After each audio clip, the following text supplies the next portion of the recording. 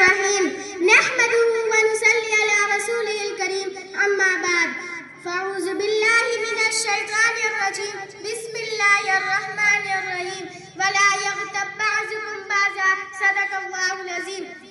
صدر جلسہ، اساتذہ اکرام، سامعین اعزام اور میرے پیارے بھائیوں، آج کی اس مجلس میں میری تقریر کا موضوع ہے غیبت۔ چنانچہ ابھی میں نے آپ حضرات کے سامنے سورۃ الحجرات کی 12ویں آیت کی ایک چھوٹی سی ٹکڑا کی تلاوت کی ہے، جس کا ترجمہ یہ ہے کہ لوگوں، تم میں سے کوئی کسی کی غیبت نہ کرے۔ بزرگوں اور دوستوں، اللہ رب العزت نے اس آیت میں مسلمانوں کو غیبت کرنے سے منع فرمایا ہے۔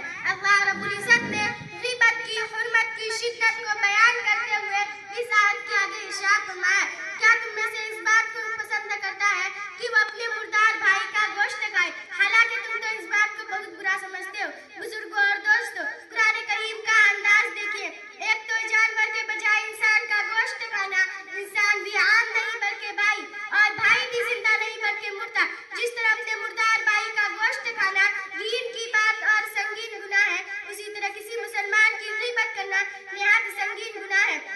بزرگوں اور دوستوں، غیبت کسے کہتے ہیں؟ تو غیبت کے معنی ہے ایک دوسرے کی پیٹھ پیچھے ایسی برائی بیان کرنا جو اس کے اندر موجود ہو، ورنہ تو پھر یہ غیبت نہیں بلکہ ان سے بھی سخت گناہ بہتان اور تہمت ہے، جن پر حکومت میں کوڑوں کی سزا مقرر ہے۔ بزرگوں اور دوستوں، ہم اپنے معاشرے پر نظر ڈالتے ہیں تو حیران رہ جاتے ہیں۔ گھر آنگن سے لے کر پڑوس اور محلے تک، اور محلے سے لے کر چوک چوراہے کی تمام مجلسوں اور محلوں میں غیبت کا بازار گرم ہے، اور اکثر مسلمان ایک دوسرے کی برائیاں کر رہے ہیں اور مزے لے کر ان کی عیش کر رہے ہیں، جبکہ عورتیں تو غیبت کی امام بنی ہوئی ہے۔ ارے بھائی، دوسروں کی برائی کر کے اپنا وقت برباد اور آخرت کیوں تباہ کر رہے ہیں؟ ہمیشہ اپنی طرف نگاہ رکھو اور آگے بڑھنے کی کوشش کرو، اس لیے کہ غیبت شکوے شکایت فساد کی بنیاد ہے۔ اس سے اخروی عذاب کے علاوہ سماج میں لڑائی جھگڑے اور آپس میں نا اتفاقی اور نادوریاں پیدا ہوتی ہے، معاشرہ خیر و برکت سے محروم ہو جاتا ہے۔